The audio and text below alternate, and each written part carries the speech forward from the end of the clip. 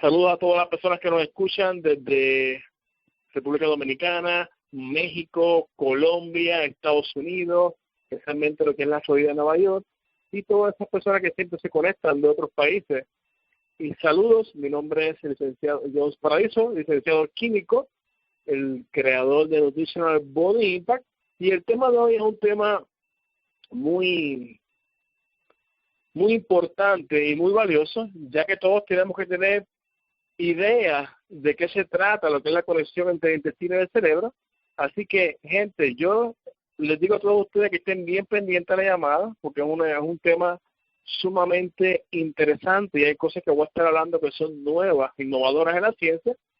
Y así que el tema de hoy responde con el intestino, algunos consejos de cómo manejar un intestino irritable y la conexión del intestino y el cerebro. Primero que todo, quiero pues hablarles un poco de lo que es el síndrome del intestino irritable para las personas que no tienen el conocimiento. Esto es una condición común de la cual muchas personas sufren. 1 de cada 10 personas en los Estados Unidos sufren de esta condición y es la segunda causa principal de las ausencias en los trabajos, donde la primera causa principal es la gripe, la famosa gripe. Y es muy importante saber que el síndrome de intestino irritable es diferente al síndrome de intestino inflamado, son dos cosas bien diferentes. La enfermedad del intestino inflamado es una enfermedad autoinmune que puede tener consecuencias muy serias, pero a pesar de que el síndrome del intestino irritable puede causar dolor debilitante, es un trastorno funcional. ¿Cómo nosotros sabemos? ¿Cómo tú puedes saber si tienes un síndrome de intestino irritable? Estos son algunos síntomas más comunes. No se limita a esto, pero son de los más comunes. Y si tú tienes, por ejemplo, incomodidad o dolor abdominal, colon espástico, inflamación, gases, diarrea o constipación, estos son de los síntomas más comunes para tú tener en cuenta si tienes el síndrome de intestino irritable. Es una condición muy incómoda, ya que hemos tenido testimonios aquí en Puerto Rico. Hay una persona que tenía el síndrome de intestino irritable y con una buena suplementación y unos cambios que él hizo en su alimentación, él pudo revertir la condición. Y es una de las condiciones donde él hablaba que tenía que estar constantemente cuando salía cerca del baño, con papel de inodoro en el bolsillo. Cada vez que comía tenía que identificar un baño cercano porque él sabía que en cualquier momento iba a ir al baño de carrerita. O sea que es una situación muy incómoda el tener esta condición. Y algo muy importante, gente, es que en España y en Europa se está practicando la psicogastroenterología y hay un doctor que se llama el doctor Oliveros, que es de España, él es español, de Madrid, y vuelvo y repito, la psicogastroenterología, esto es una modalidad innovadora donde está estudiando muy de cerca la relación que hay entre el eje intestino-cerebro. Y escuchen esto, que es muy valioso, esto es de los últimos avances que han tenido en esta disciplina de la rama de la medicina, y es que nuestros intestinos, él dice que nuestros intestinos expresan sentimientos y emociones, como por ejemplo, cuando una persona está enamorada, que ve a su pareja, siente cosquillas en el área del intestino, en esa área ahí, no es en el cerebro. Personas cuando se ponen muy nerviosas por un examen de reválida o por cualquier cosa que lo vayan a asaltar o algún caso en que tengan en la corte, etcétera, se ponen nerviosos, les puede dar diarrea, náusea, mareo, vómito. Todo eso son reacciones que tienen que ver con lo que es la relación intestino-cerebro, y por eso es que él dice que nos expresan sentimientos y emociones en nuestro intestino. El sistema nervioso central y el tubo digestivo tienen un origen embrionario común, o sea, desde que nosotros estamos, desde que se fecunda, ¿verdad?, el óvulo y el espermatozoide, ahí se divide lo que es el cerebro y el intestino por un proceso embrionario muy común, ¿no? Y esto pues no voy a entrar en detalle, pero sí ocurre, y todas las personas que están en la medicina o bien adelantado en la ciencia, biología, microbiología, la química, saben que esto es algo que es real. Y en el intestino hay neuronas y no es de sorprender que en el intestino se produce más del 80% de la actividad total de la serotonina y el 50% de la actividad total de la dopamina. O sea que es impresionante donde la hormona de la felicidad, donde mayor producción existe en los intestinos, no en el cerebro. Esto es algo muy valioso y de hecho el doctor Oliveros dice que a muchas personas les cuesta trabajo entender que el intestino juega un papel muy importante en muchas de las condiciones con el sistema digestivo, incluyendo emocionales. Les cuesta mucho a muchas personas entenderlo. Y hay muchas enfermedades, como por ejemplo lo que es la ansiedad. Y la ansiedad en la mayoría de los casos causa diarrea, náusea, vómitos. También está la depresión, que muchas personas en depresión tienen estreñimiento, o sea que hay una relación de cerebro-intestino en estas condiciones y que tienen manifestaciones intestinales específicas y de forma inversa, enfermedades intestinales como lo es la colitis ulcerosa, el síndrome de intestino irritable, el Crohn, en las cuales se presenta en una mayor frecuencia de enfermedades psiquiátricas, como por ejemplo ansiedad, depresión, neuroticismo. O sea que si vas a ver, si nos podemos ver y observar la ansiedad, te dije que causaba diarrea, náuseas o vómitos, entre los síntomas más comunes. O sea, hay una relación entre cerebro e intestino. Y si cogemos un ejemplo a la inversa, y buscamos las personas que tienen síndrome de intestino irritable, por ejemplo, les puede dar condiciones psiquiátricas como lo que es la ansiedad, la depresión o el neuroticismo. O sea que una te lleva a la otra y a la inversa trabajan directamente proporcional. Por eso es importante entender la relación que hay directa entre la psicogastroenterología. Y esto, gente, precede a la enfermedad, no son consecuencias de la enfermedad. O sea que estos síntomas preceden a la enfermedad, no son consecuencias de ella.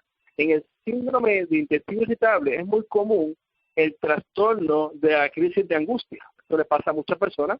También el trastorno de ansiedad generalizada, la fobia social, depresión mayor, distimia. Estos son síntomas comunes con esta condición. Y hay trastornos neurológicos propios del tubo digestivo, como por ejemplo la migraña intestinal, lo que es la epilepsia intestinal, que no voy a abundar sobre esto, pero es algo muy abarcador, son casos muy frecuentes, pero también ocurre. Y muchos científicos hoy día dicen que nuestro intestino es nuestro segundo cerebro. Hoy en día existen más estudios de la psicogastroenterología, que es lo que es la conexión del eje cerebro-intestino, donde demuestran que las condiciones que ya hablé anteriormente y otras condiciones que no vamos a estar hablando aquí son directamente proporcionales. Si de casualidad las provoca el cerebro, el intestino reacciona, y si las provoca el intestino, el cerebro reacciona. O sea que es una cosa que es magnífica los estudios que se han encontrado. Y es muy importante que tenemos 2 kilos de microbiota, que esta es la flora intestinal, y la microbiota tiene muchas funciones, entre ellas ayuda a digerir la comida, pero también produce sustancias tóxicas en ciertos alimentos, como por ejemplo, cuando se altera la microbiota se altera, cuando las bacterias malas, parásitos, hongos, empiezan a ganarle a las bacterias buenas en número. Por ejemplo, el gluten, cuando las personas consumen el gluten, lo que hace es que se liberan reacciones muy tóxicas hacia el torrente sanguíneo y esto provoca ciertas condiciones, sin contar lo que es el síndrome de intestino permeable, que no voy a hablar de eso, pero provoca ciertas reacciones alérgicas y también muy tóxicas que van al torrente sanguíneo y pueden provocar o desencadenar unas reacciones bioquímicas que te afectan directamente a lo que es el cerebro.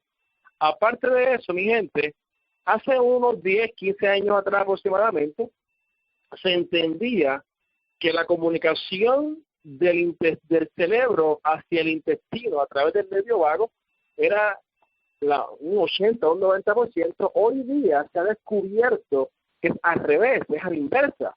Se ha descubierto que la comunicación del intestino hacia el cerebro es de un 90% a través del nervio vago. Por eso es muy importante entender que hay una relación directa entre el intestino y el cerebro, y así como tú comes, como tú te suplementas, o si no te cuidas muy bien, vas a pagar un precio muy alto desde el punto de vista neurológico. Y ya esto está demostrado con la psicogastroenterología. Es algo muy, muy impactante, una ciencia muy moderna.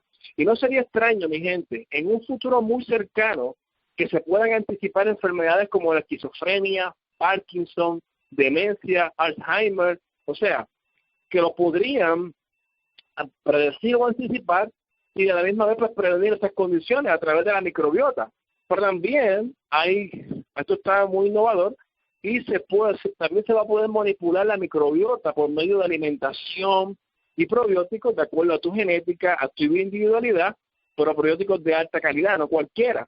Y por otro lado, ya hay en Europa, en Estados Unidos y en otros países, ya están encapsulando heces. El excremento lo están encapsulando, pero no cualquier excremento.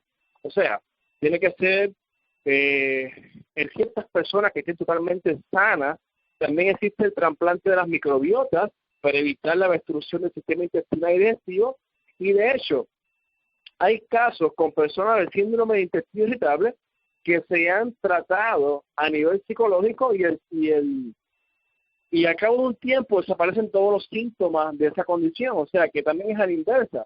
Han habido casos de personas que no están faltas de amor, o personas que toda la vida han sido rechazadas, no están abiertas a lo que es el sentimiento del amor, y cuando lo empiezas a tratar, ellos empiezan a adquirir y amar la vida y amar a los seres que los rodean, automáticamente la condición desaparece. O sea, que no tan solo tratando el intestino revertimos la condición del síndrome de intestino irritable, hay casos que lo que provoca esa condición es a nivel psicológico. Por eso es la relación de la cual estamos hablando aquí en el día de hoy. Ok, algo aquí, hablando de la microbiota, ¿no? Han habido muchos avances en cuanto a esto. Nosotros vamos a estar hablando ahorita de cómo protegerla y cómo ponerla en óptimas condiciones con buena alimentación y buena suplementación, porque tenemos las herramientas.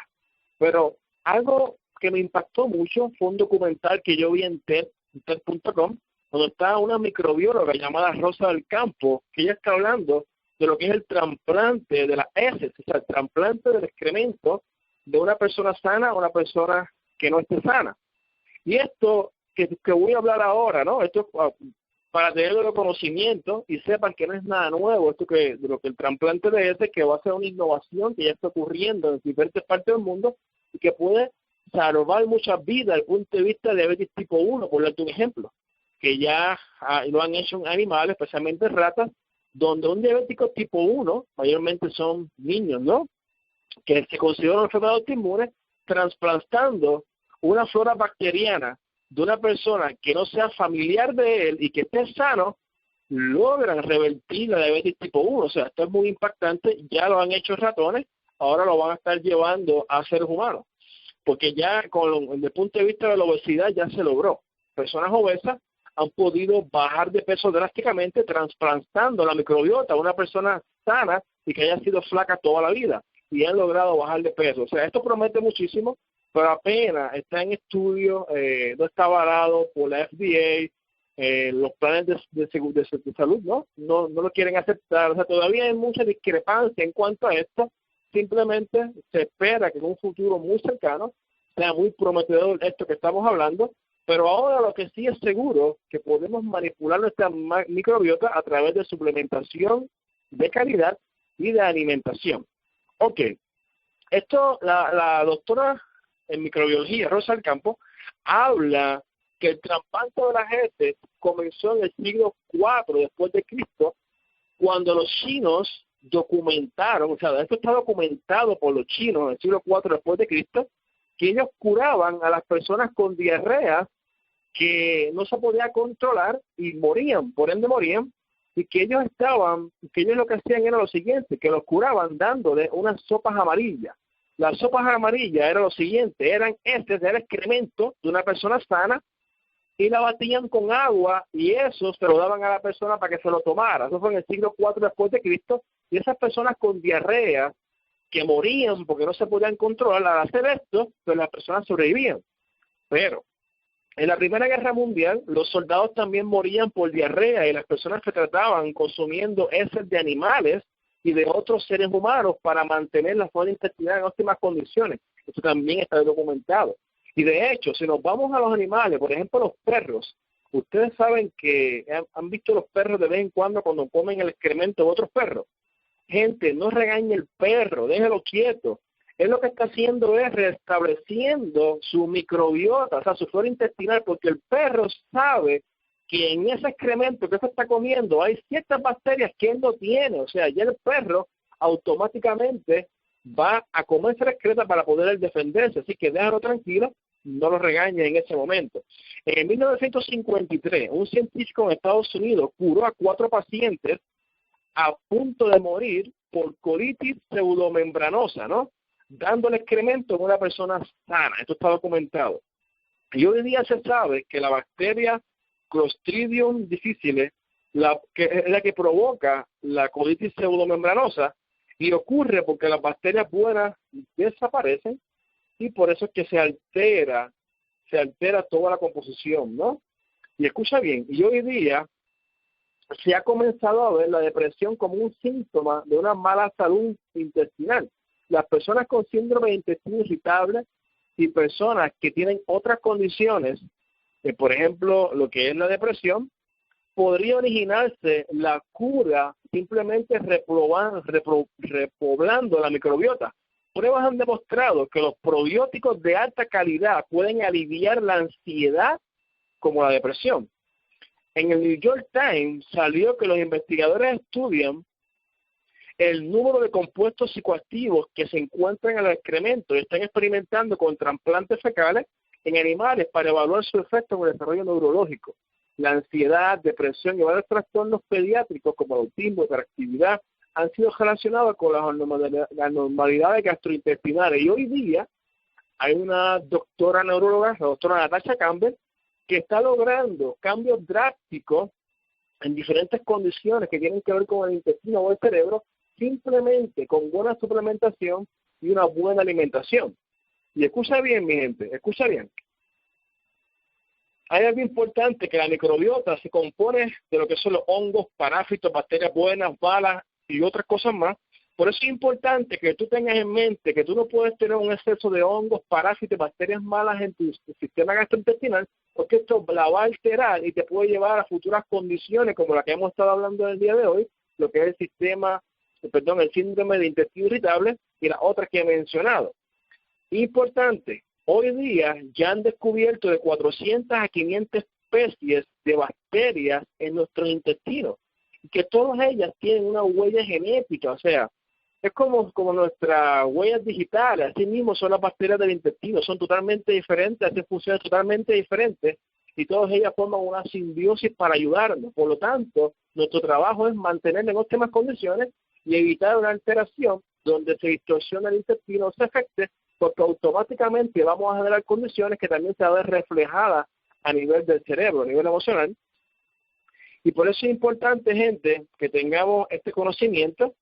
Y algo que personas con colitis ulcerosa, el síndrome de intestino irritable, Crohn, que son personas que ella ha hecho estudios y ha hecho trasplantes de microbiota, lo ha hecho, pero con personas que no sean familiares de ellos, que no contengan una microbiota genética parecida al paciente. Esto es muy, muy, muy interesante, gente, muy abarcador. Podríamos estar hablando horas sobre esto, pero vamos a ir a lo que realmente nos interesa en el día de hoy, lo que es la llamada de hoy. Hoy día sabemos, mi gente, que las bacterias del intestino son capaces de comerse el triptófano, que lo necesitamos para producir la serotonina, que es la hormona de la felicidad. Y si nuestras bacterias malas están en una cantidad excesiva, van a comer más triptófano del indicado y nos van a dejar a nosotros sin triptófano, y entonces no vamos a producir la suficiente serotonina y eso va a provocar ansiedad, depresión, estrés, entre otras cosas, mi gente. Y escucha bien, cuando una persona tiene estrés, el cerebro manda al intestino un mensaje, y el mensaje es este. Le dice al intestino, necesito energía extra, y el intestino reduce sus funciones, y entonces hay menos flujo de sangre en el intestino y también menos mucosa protectora recubriendo sus paredes. Y cuando el estrés es habitual, esa barrera protectora se hace más fina y las bacterias se acercan a la pared del intestino y las sustancias químicas que producen inflaman el intestino y también pueden pasar a la sangre. Y como el cerebro y el intestino están conectados, eso hace que se sienta mucho más estresado, más ansioso o más depresivo. Y por eso, cuando hablamos de trabajar con el intestino, tenemos que tener en mente que también automáticamente tenemos que trabajar con nuestro cerebro y viceversa, mi gente. Esto es, una cosa nos conlleva a la otra. Y por eso aquí vamos a dar unas recomendaciones de cómo el doctor Joseph Mercola, que él es un doctor médico de familia y tiene un doctorado en nutrición, catalogado como uno de los nutricionistas más famosos de los Estados Unidos, y él da varios pasos que nosotros les hemos estado aplicando por todos estos años para cómo curar el síndrome de intestino irritable sin medicamentos. Y escucha esto, el primero es, si tú tienes síndrome de intestino irritable, tienes que evitar el gluten a toda costa. Todo lo que contenga gluten, especialmente las harinas, incluyendo la avena, cebada, ciertos arroces, hay que eliminar el gluten para empezar a mejorar esa condición. Segundo, tienes que controlar o minimizar el crecimiento de parásitos, hongos, bacterias malas y otros patógenos que alteren la flora bacteriana. Y para esto número 2, vamos a hablar ya mismito, que es lo que tenemos nosotros. Otro paso muy importante es la alimentación de acuerdo a su bioquímica personal. No todo el mundo puede comer lo que come todo el mundo. No sé si me expliqué bien, pero cada cual tenemos una genética, una individualidad y tenemos que comer de acuerdo a nuestra genética, a nuestro tipo de sangre, etcétera. Otro paso muy importante para poder curar el síndrome de intestino irritable sin medicamentos, según el doctor Mercola, es mejorar las bacterias buenas en su intestino. Tenemos que mejorarlas, tenemos que fortalecerlas, y ahí vamos a hablar cómo lo vamos a hacer. Otro paso muy importante es consumir fibra. Hay que consumir fibra. Y el otro y último paso es identificar los cambios emocionales, porque muchas personas con el síndrome de intestino irritable no han resuelto sus problemas emocionales que contribuyen al problema físico. Por eso, a estas personas, a todas les recetan antidepresivos. Les recetan esto porque las personas tienen cambios emocionales constantemente. Ok, mi gente, ¿cómo vamos a controlar los parásitos? El primer producto que debemos utilizar para trabajar con esta condición es el Unifity Clean. ¿Por qué el Clean? Primero porque el Clean contiene el Paraway Plus, que es un desparasitante, y a la misma vez va a ayudar a eliminar y esos parásitos que se crean, que crecen en exceso en nuestro intestino, los va eliminando poco a poco, haciendo que nuestra flora bacteriana vaya tomando control nuevamente.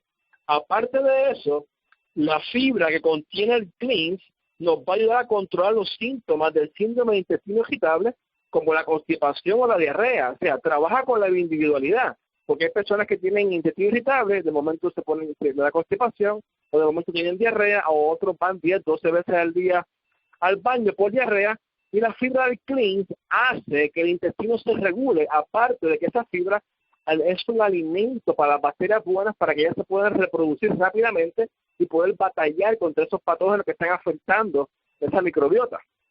Importante, gente, que el otro producto que tenemos que usar es el probiótico. El probiótico de Unifity es vital, primero porque está en el libro de referencia médica, está microcapsulado, o sea que los ácidos del sistema digestivo no eliminan, no matan ese probiótico, y tampoco tiene ningún tipo de azúcar añadida, que eso también es un factor muy importante, porque hay probióticos en el mercado que contienen azúcar, y eso mata el probiótico, y a la misma vez también contiene prebióticos, o sea que es una combinación de muchas cosas positivas, aparte de que está en el libro de referencia médica, para poder repoblar ese intestino de bacterias buenas, para que esas bacterias buenas puedan hacer el trabajo que le corresponde y nos ayuden a nosotros, o a las personas que tengan el síndrome de intestino irritable. Y, gente, otro producto vital en este proceso son las enzimas digestivas. Es vital utilizarlo porque va a aumentar la absorción de los nutrientes en nuestro cuerpo, y el intestino delgado juega un papel muy importante en la absorción y digestión de alimentos, al igual que las bacterias buenas, y por eso hay que ayudarlo con enzimas digestivas. El Hawaiian Noni también es vital en este proceso, es un producto que se debe utilizar constantemente en este proceso de las personas que tienen síndrome de intestino irritable, para poder ellos regenerar y ir repoblando mucho más rápido lo que es esta condición. Y tenemos ya el Cleanse, tenemos el probiótico, las enzimas digestivas, Hawaiian Noni, y por último, y mi gente, el Balance es vital. Yo entiendo que después de la segunda semana, máximo tercera semana, introducir el Balance, porque la fibra va a ayudar a depurar nuestro intestino, a sacar toxina del intestino. Inclusive la fibra del Balance también va a ayudar a nutrir la flora bacteriana de nuestro intestino, para que se puedan reproducir drásticamente o rápidamente y poder batallar con todos esos patógenos que tanto afectan a las personas con el síndrome de intestino irritable o otras condiciones que tengan que ver con el intestino. Así que, por eso es importante, mi gente, utilizar estos productos lo más rápido posible si tienes la condición.